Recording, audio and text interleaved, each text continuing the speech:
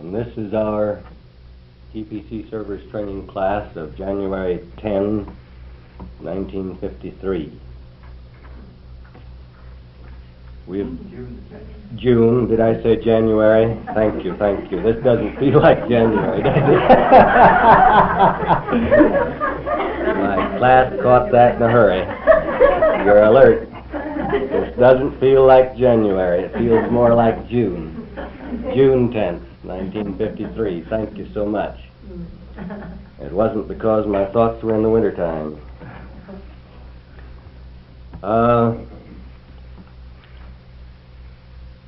We have been considering the basic theme of heavenly magic, and yesterday we shared meditation on 3 of the basic functional factors of magic. I wonder how well you would do on an examination this morning on that subject. Perhaps we won't go into it right now. Do you all remember clearly, however, the 3 points? If I ask you, could you all name them? The 3 basic functional factors. Could I see hands of those of you who think you could name them? I've made a real impression on this class.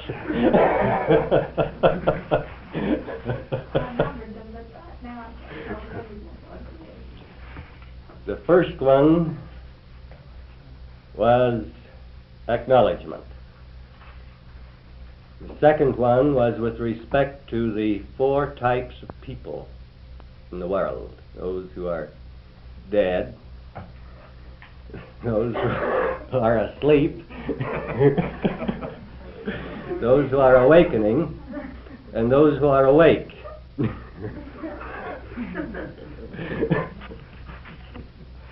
And the third was with respect to the process of function in the current of inspiration in relationship to the basic pattern. A recognition that personal interpretation of the impulse of the Spirit might seem to direct an individual in one certain direction, and might in actual fact be doing so, but that the individual would be under the necessity of functioning in relationship to the basic design in order to share the building of the place to which the individual was moving.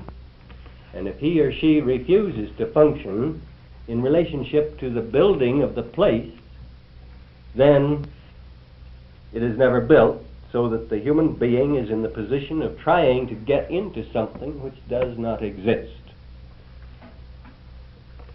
Now, if these 3 basic functional factors are borne in mind, much of the confusion, misunderstanding, resistance, tendencies to rebellion should be eliminated.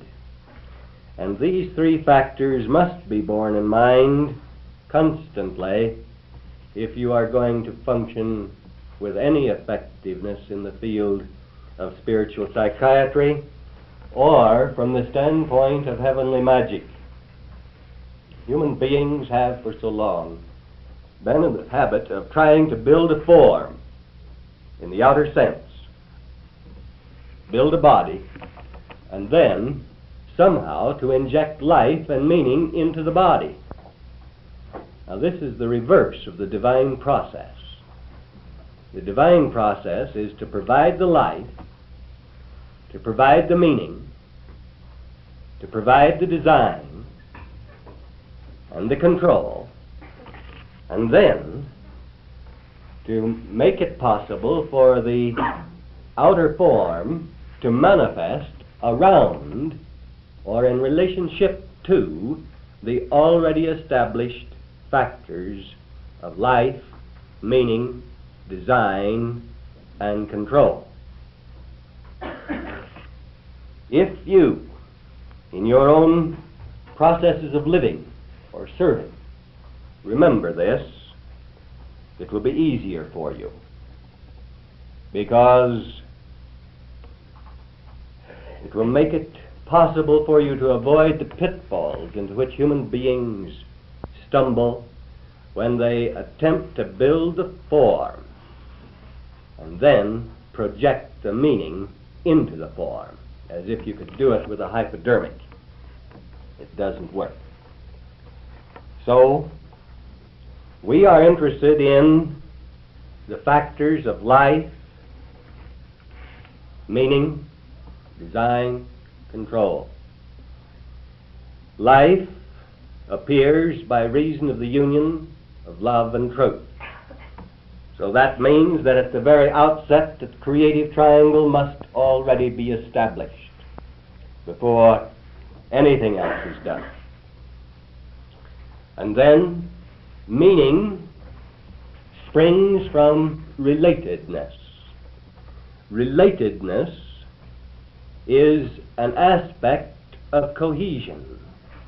Cohesion, in the vibrational or inner sense, is one of the qualities of love, something which manifests in relationship to physical law and function in this realm and in other realms as gravity.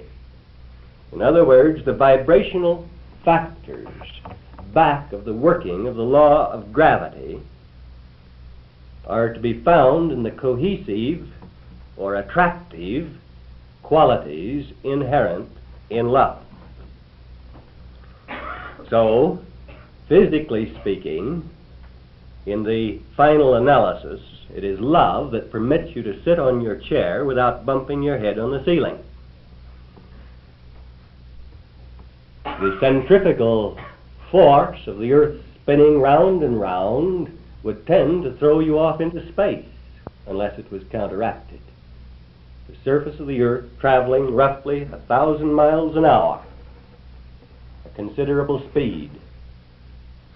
We are moving constantly, but because there is no point in the immediate sense to which we can relate that speed, we have no particular consciousness of it. Everything else is traveling with the same speed.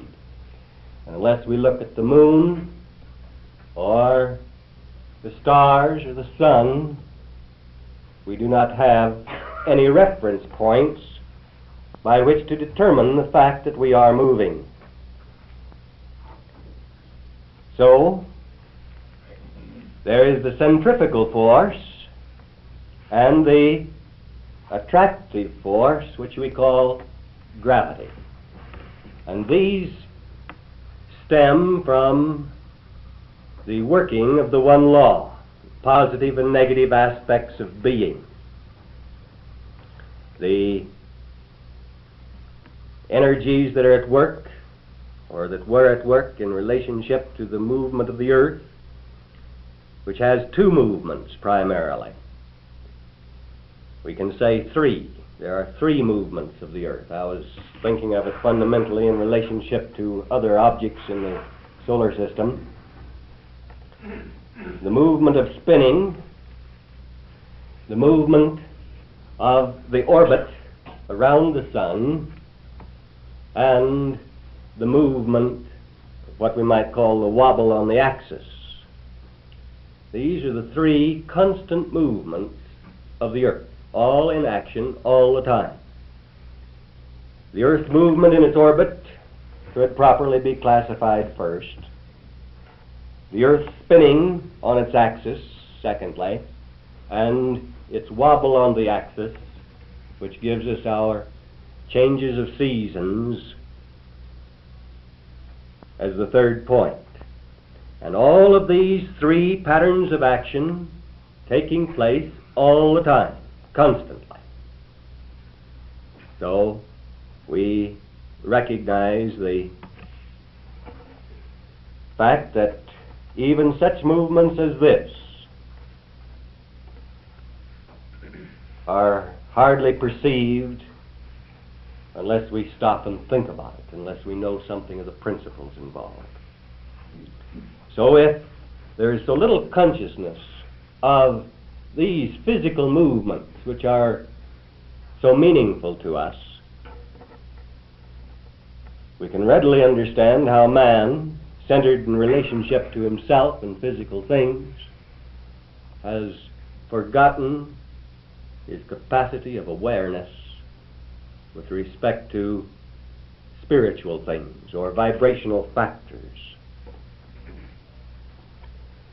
Now, there are other fundamental functional factors in relationship to magic, but I think we will leave it at these three for the moment and go back to our text.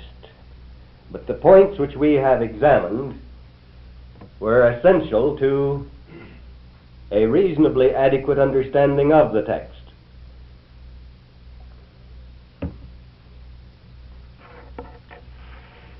We'll remember, beginning with the 12th verse of the first chapter of the book of Magic, "And I turned to see the voice that spake with me, and being turned, I saw 7 golden candlesticks." You are in the process of turning. You haven't yet completed that process. "I saw 7 golden candlesticks, and in the midst of the 7 candlesticks one like unto the Son of Man, clothed with a garment down to the foot, and girt about the paps with a golden girdle. His head and his hairs were white like wool, as white as snow, and his eyes were as a flame of fire, and his feet like unto fine brass, as if they burned in a furnace, and his voice as the sound of many waters. And he had in his right hand 7 stars, and out of his mouth went a sharp 2-edged sword, and his countenance was as the sun shineth in his strength," that is, at noonday. "And when I saw him, I fell at his feet as dead. And he laid his right hand upon me, saying unto me, Fear not, I am the first and the last. I am he that liveth and was dead, and behold, I am alive forevermore. Amen. And have the keys of hell and of death. Write the things which thou hast seen, and the things which are, and the things which shall be hereafter. The mystery of the 7 stars which thou sawest in my right hand, and the 7 golden candlesticks. The 7 stars are the 7 angels of the 7 churches, and the 7 candlesticks which thou sawest are the 7 churches."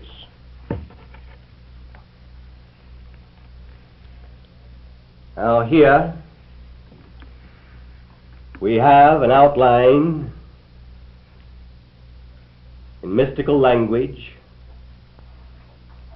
with respect to basic fundamental factors of heavenly magic. 7 churches. Does that mean 7 groups of people and 7 church buildings within a specific denomination? Or does it mean 7 different denominations? Or what does it mean? Obviously, it means neither of these 2 things which I suggested. It does not mean 7 denominations, and it does not mean 7 churches within one denomination. The 7 churches, the 7 basic patterns of classification within the one body of responding humanity.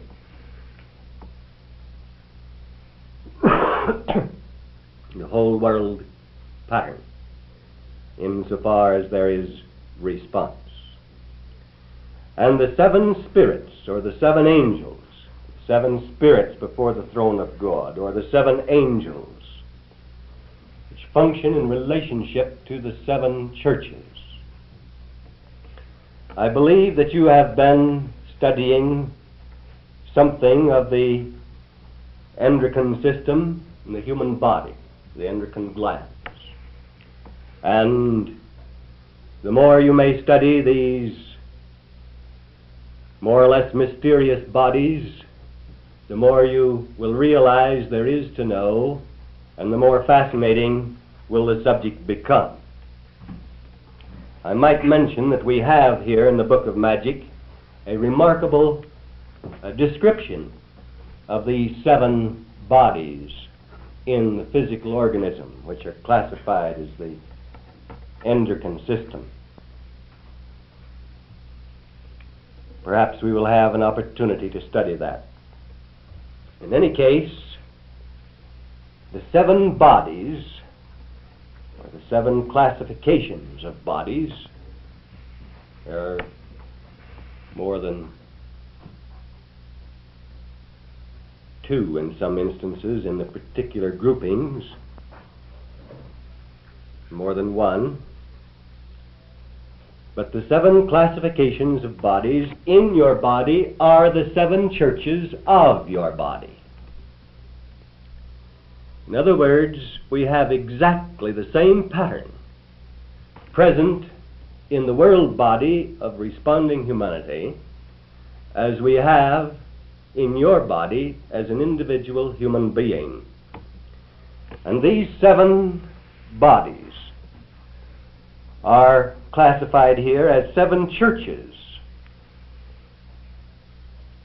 The seven golden candlesticks are the seven churches, and the seven stars are the seven angels, which represent the focalization factors of the seven spirits before the throne of God.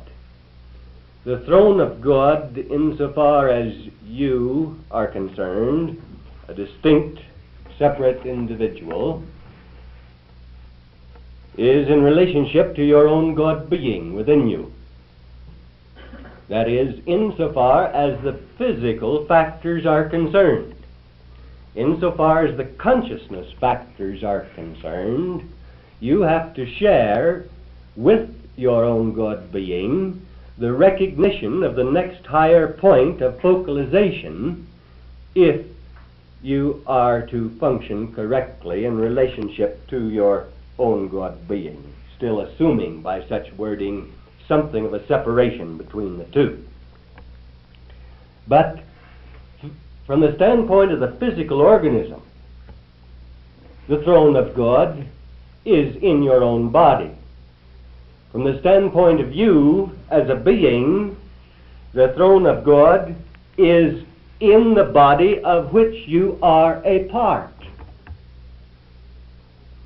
If you try to establish the throne of God within your own body in relationship to your consciousness as a being, you would thereby be declaring that you are not a part of the body and being of God. Do you see that? It's a vital point, one over which many, many people have stumbled, about which there is still tended to be considerable confusion in our own membership. You cannot accept your pattern of relatedness to others, and that pattern of relatedness must be there if there is to be meaning, and you are to share the cohesive quality that makes the body a reality. You cannot have a pattern of true relatedness to others without sharing with your own God being the centering of identity. For as long as you deem yourself, the outer I, to be separate from yourself, the inner being, you have not begun to function according to your divine design, your heavenly purpose. Your purpose, insofar as the outer form with its capacities of consciousness, etc., are concerned, is to be the means of manifestation for that God being within, so that they two shall be one.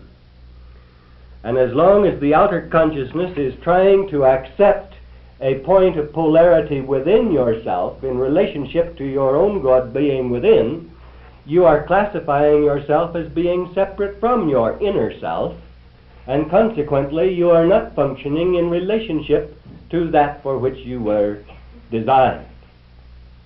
The physical organism, as such, must have and accept that point of polarity in deity within your own body. But that is essential with respect to the physical organism as such, and is necessary to the reality of oneness of the physical body and the God being. But the consciousness aspect, which calls itself I, must share something with the inner point of reality and not be something or try to be something separate from that inner point of reality. So, consequently, until you share the accept the reality of I as including both inner and outer as one thing, you cannot possibly begin to be what you ought to be, and you are not in position to share effectively in the functions of heavenly magic. Therefore, as soon as you recognize this basic, fundamental, functional factor, it is one, you can see that to maintain the working of the law, immediately there must be the same acceptance in outer consciousness as there is in inner consciousness of the next higher point of focalization to maintain the balance of positive and negative factors. And this comes back to acknowledgement. Acknowledgement. The inner point of being, focalization of deity in you, already has that acknowledgement. The problem has been to get human beings to respond to inner reality enough to begin to share in consciousness that which is true of inner reality, so that when you say I, it will not in fact be something different than that which is of the inner reality. Therefore, the maintenance of the pattern of the one law, the outworking of acknowledgement, is seen to reoccur. And so, you have the acknowledgement in the outer consciousness which correlates with the acknowledgement of inner consciousness. And you immediately thereby accept the privilege and responsibility of membership in the body of many members. There is your pattern of relatedness, which is essential to meaning. Otherwise, meaning will always elude you.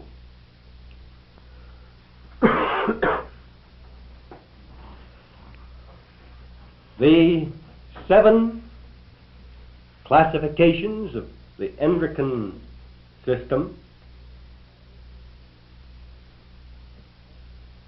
you have recognized as being essential to the development and function of the body, but you have noticed that certain of these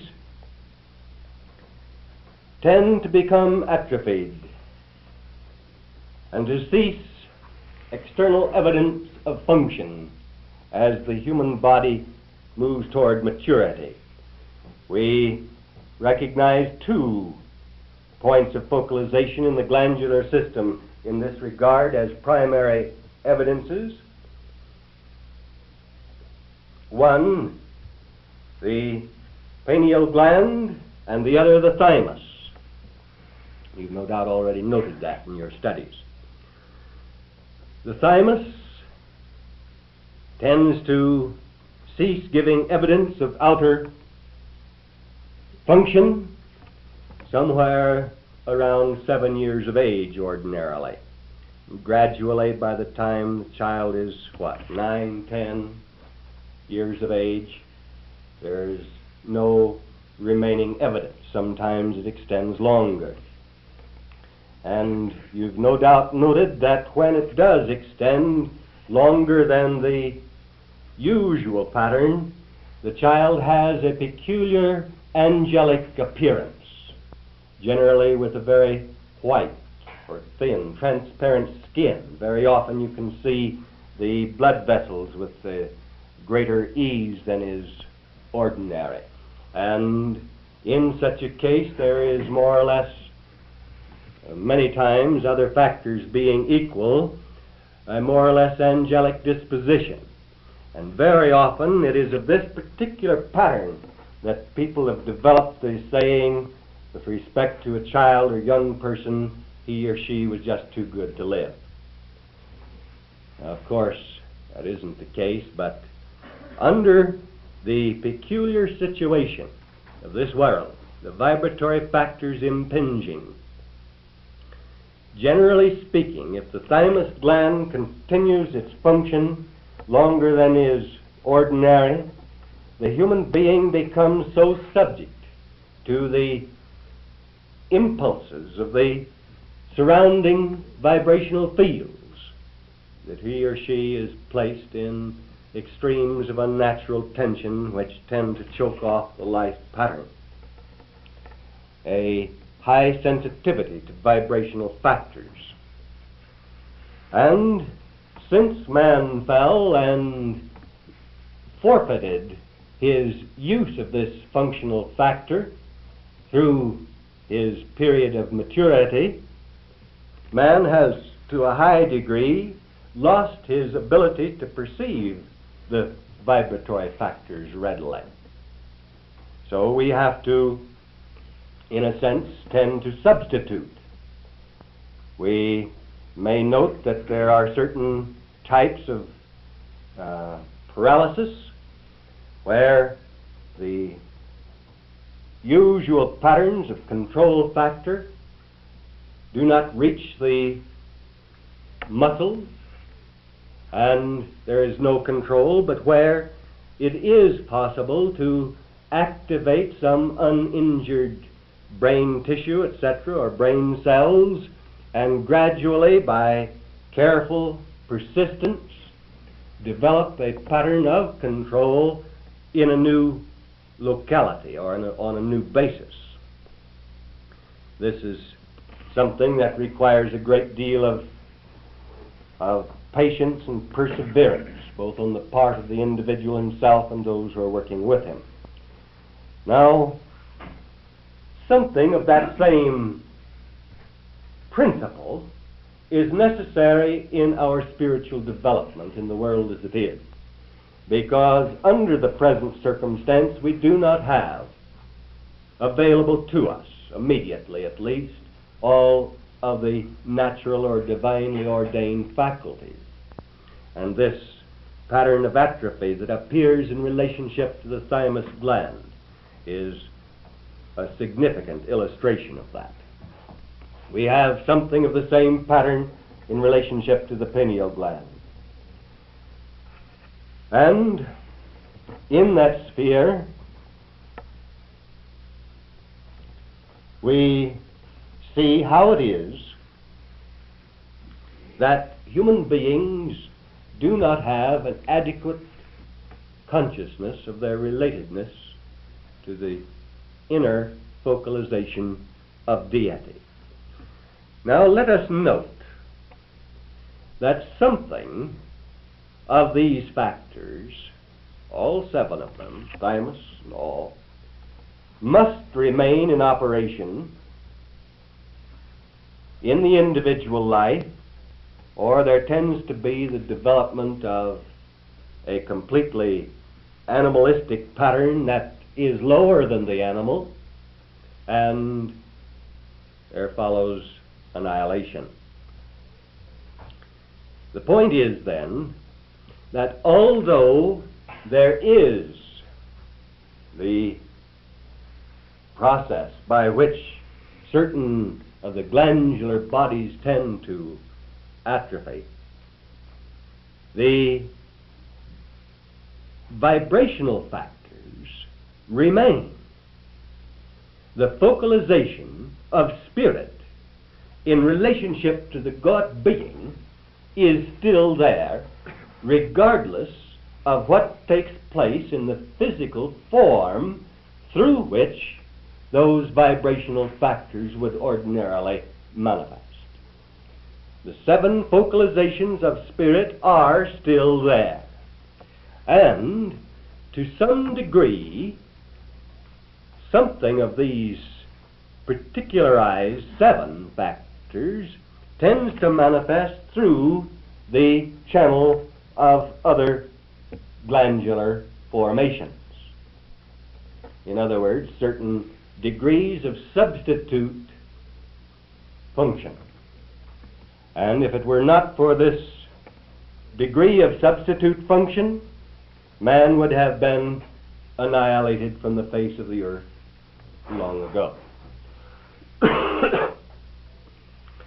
But if man is to have, for instance, the right pattern of function in relationship to the thymus gland, he must of necessity dwell in a realm of peace and harmony. The full function of the thymus gland into the range of maturity would be impossible in the world as it now is. The very factors which we have in the world, the cross currents, the inharmonies, the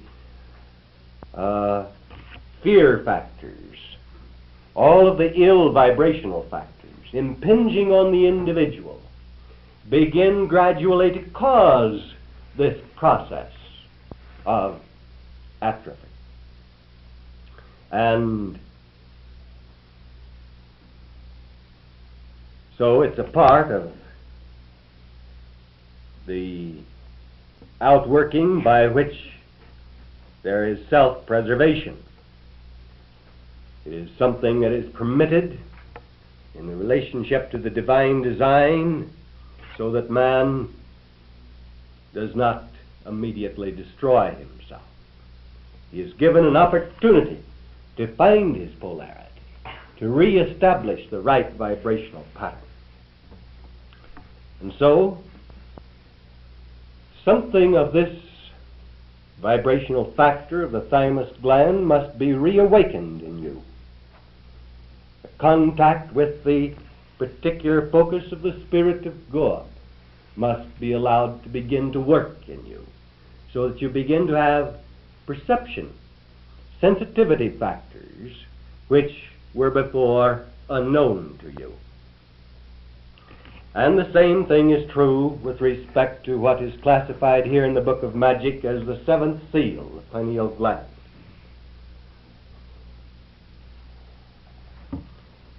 And here, the process of atrophication is only partial. If it were absolutely complete, the physical body would die. But it takes place to a degree which, broadly speaking, shuts out the consciousness of relatedness to God.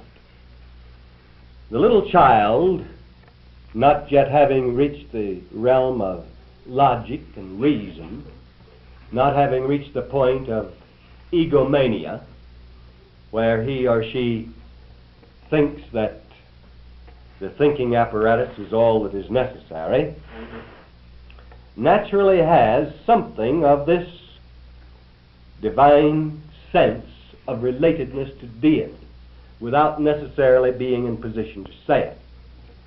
Now, in many children brought up in harsh atmospheres, or they early develop the factors of being hard,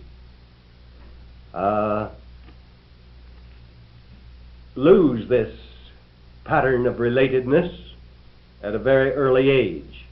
And at a very early age, they begin to show the signs of age.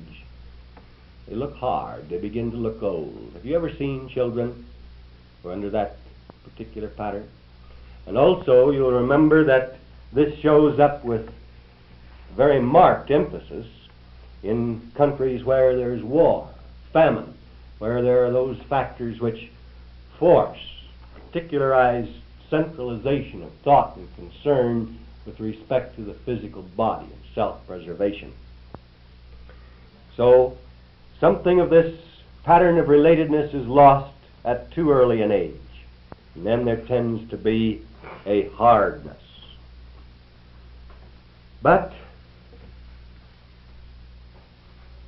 this is something which can be gradually reawakened. Now, one of the problems I have in beginning to present some of these basic functional factors of magic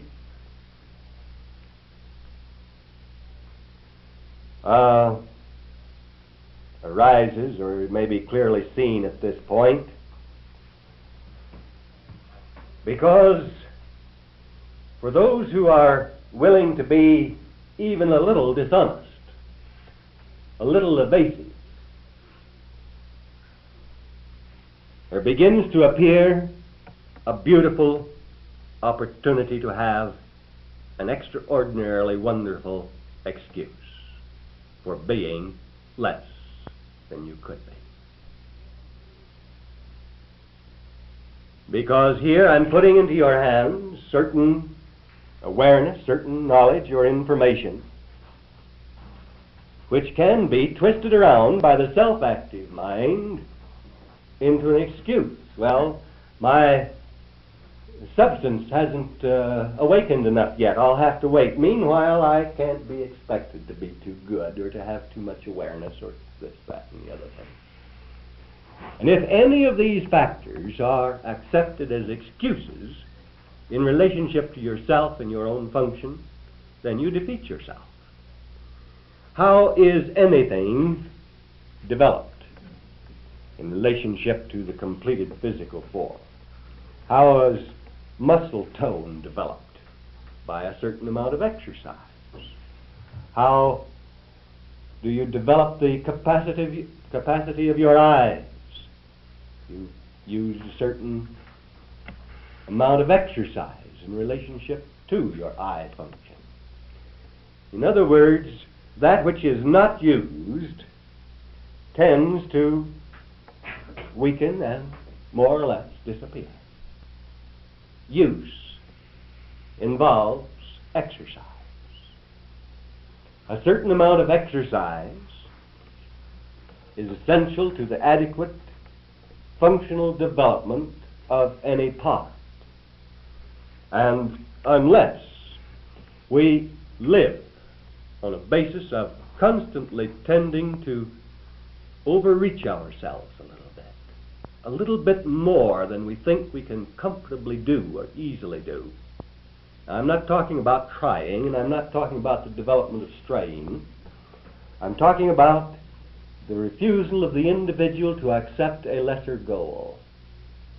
Unless we are reaching out to the full potential and pushing it a little all the time, we are not going to have an increase in the development of capacity.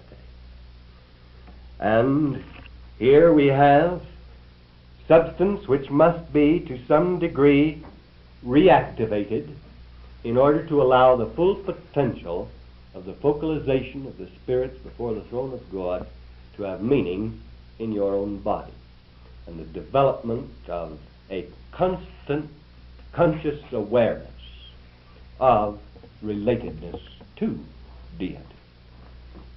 When there is no consciousness of this particular pattern, it is natural that there should be a consciousness of relatedness to other things, relatedness to external things, ill things, because they are manifest, because they are in one's environment. And here you begin to see one of the secrets of identification. because that with which you identify yourself becomes the controlling factor in your life. So, having lost the conscious awareness of relatedness to deity, the human being was left in a position where he established a consciousness of relatedness to things, to circumstances, to ill conditions, etc. Now,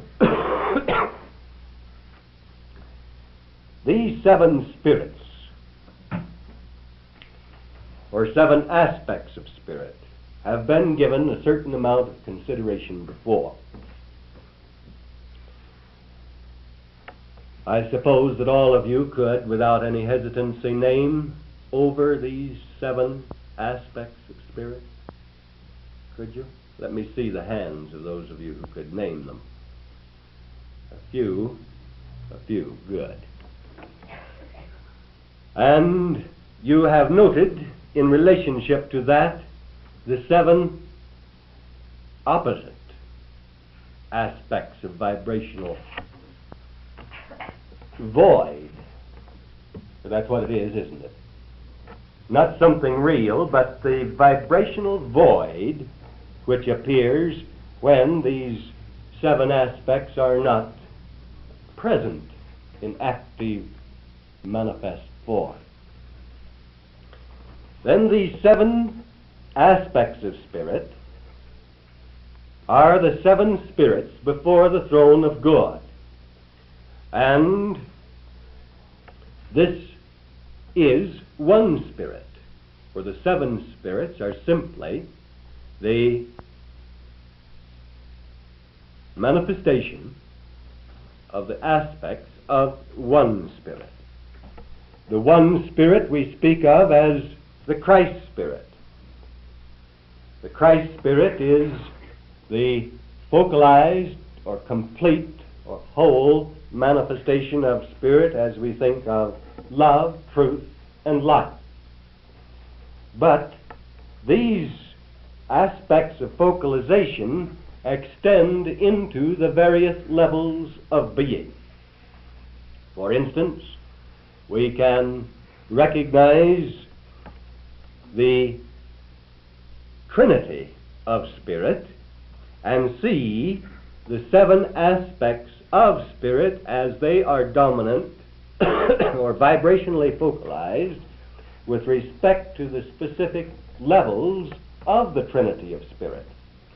Love, for instance.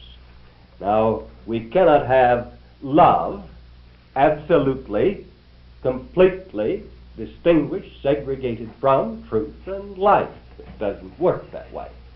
But where we are considering love as the dominant aspect of the Trinity, we can see the seven aspects of spirit, vocalizations of spirit, in relationship to that particular level. The same is true with respect to truth, or the spirit of truth. You cannot, in actual fact, have the spirit of truth completely segregated from the spirit of love or the spirit of life. It may seem to limited human vision that it can be so completely segregated, but it can't. It simply means that one is dominant.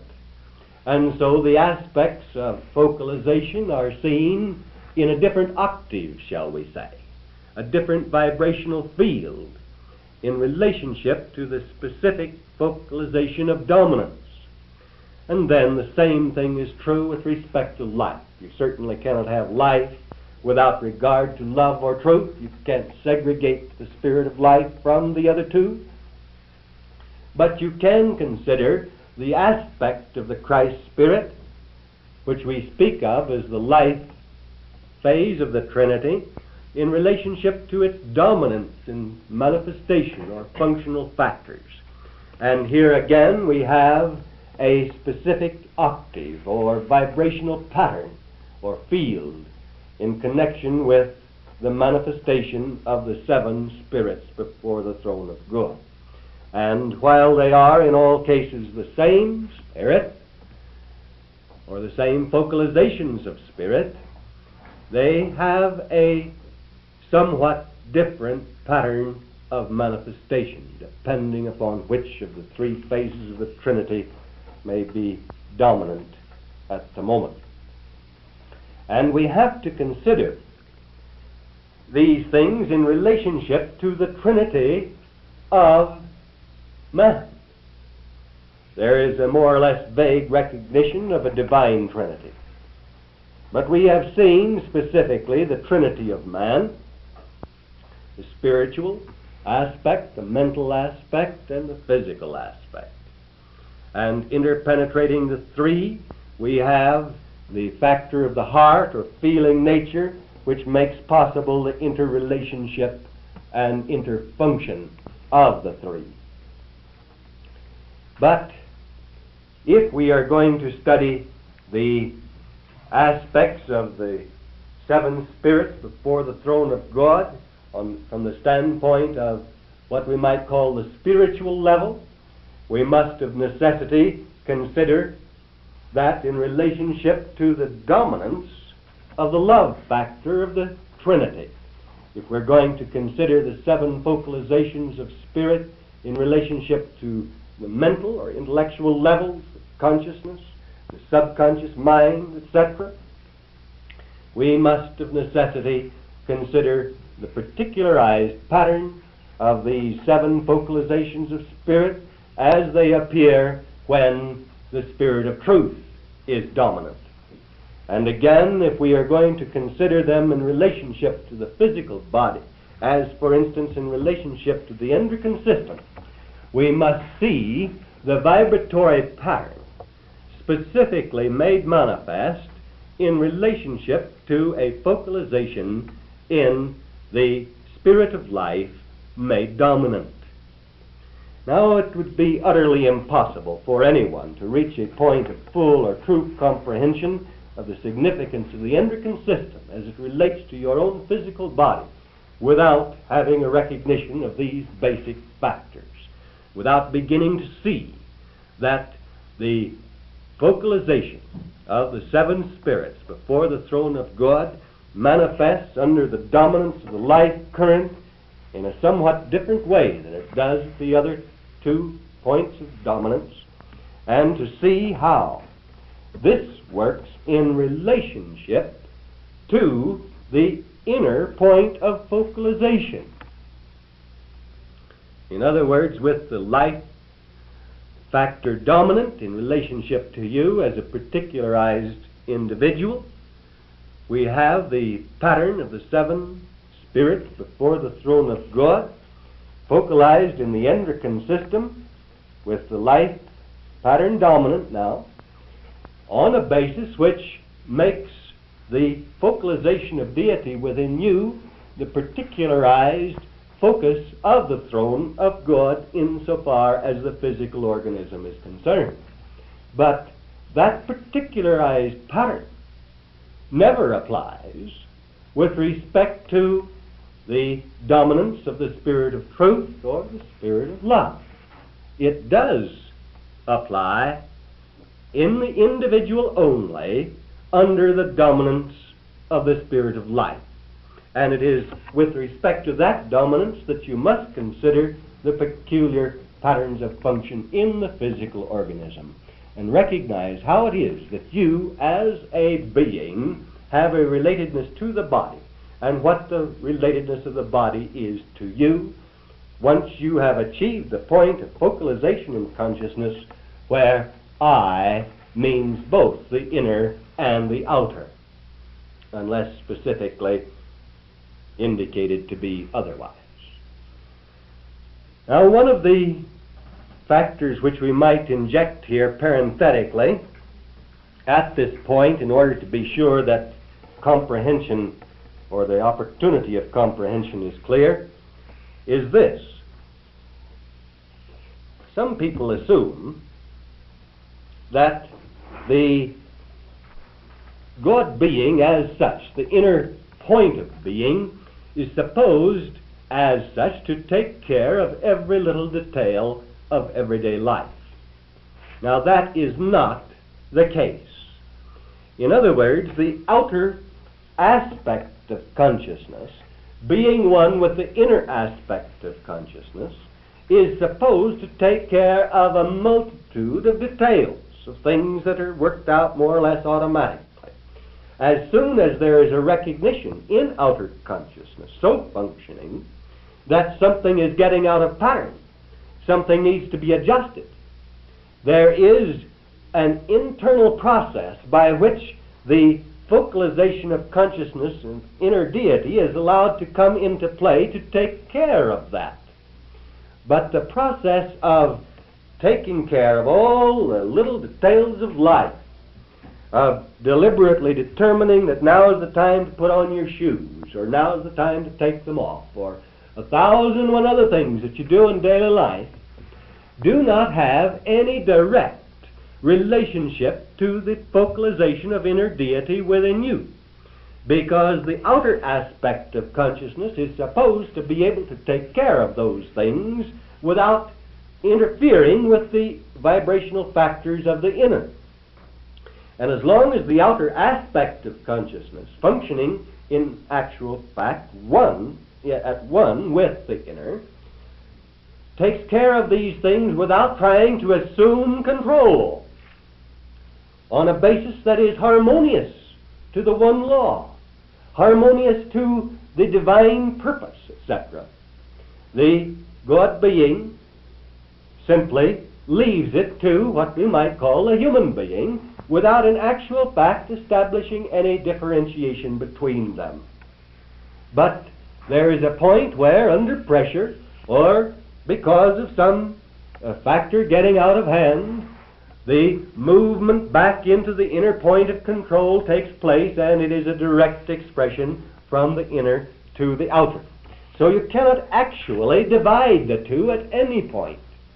But it is not, with respect to a lot of things that your outer mind is supposed to know, actually a movement of the inner point of reality out through the consciousness as a particularized expression, only a general pattern, so that the mind can function on a basis of intelligence.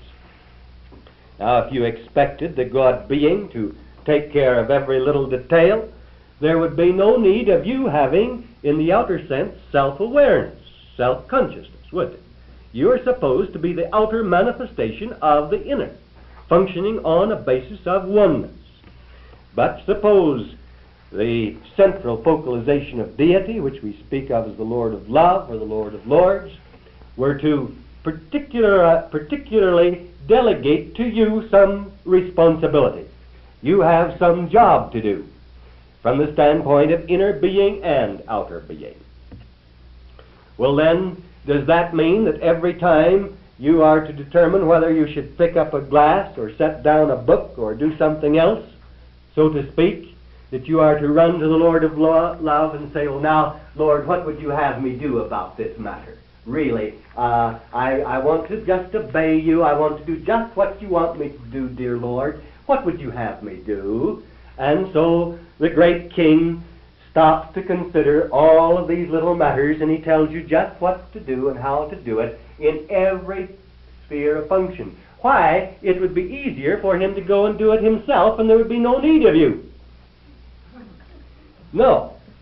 When he delegates responsibility, he expects you to do a job in harmony with the laws of his kingdom. Period. There may conceivably be some point at which you might need to have a consciousness, particularly of established, what shall we say, vibratory interchange with that focalization of deity. But you were delegated to do a job. And if he expected to do everything, make every decision, work out every little detail, he would have gone and done it himself. It would have been much easier. So, this works in exactly the same way. Just as the inner point of focalization of deity in you, functioning with the oneness or response, full response of the outer aspect of you, proceeds to do a job within the pattern of the law. And unless something gets out of hand beyond the range of your proper responsibility, you do not refer back to center. You go and do a job. But you do it within the vibratory field. You do it within the law. You do it within the patterns of the kingdom. And so, you as a focalization may have the privilege of providing centering for the factors of others. If you expect to go out and tell them how to think every thought and speak every word and so on, it won't work. Well, the same principle carries on out to you. The focalization of deity within and the outer manifestation of consciousness. Now, human beings, tending to recognize the fact that there is a God being within, start out to try to work in the field of magic. But it is the outer phase of the mind tending to direct and to determine. It isn't the outer phase of the mind working within the laws and principles of the kingdom. And here we begin to have the difference between so-called white and black magic. And as soon as you, in outer consciousness, have accepted identity in and with inner consciousness, anything that is beyond the range of your true ability automatically begins to flow out from the inner point of being and will be met in the pattern of divine magic. But if this outer consciousness denies relatedness with the inner identity, it will try to do something for which it is not equipped to do, and then there will be futility and failure. There is a point, however, in every individual where the pattern of particularized action is more or less automatically established on the basis of the outer aspect of the one consciousness, and it doesn't even enter into or concern the inner aspect of the one consciousness. So that you go ahead and do, you function without having the inner aspect of consciousness being under the necessity of particularly determine when you'll put on your glasses and take off your glasses, and when you put on your shoes, when you will eat, when you will drink, and 1,001 other things through the day. That is the right and normal pattern of living in the divine state. But the easy flow back and forth, when the pressures increase, instead of the outer aspect of consciousness breaking and becoming subject to the outer and trying to do something of itself, it just lets the pressure increase, it holds steady, it gets connected up with the inner comes into play and moves out through the outer, and it's all done. Beautiful, wonderful, glorious. The working of heavenly magic. Class dismissed.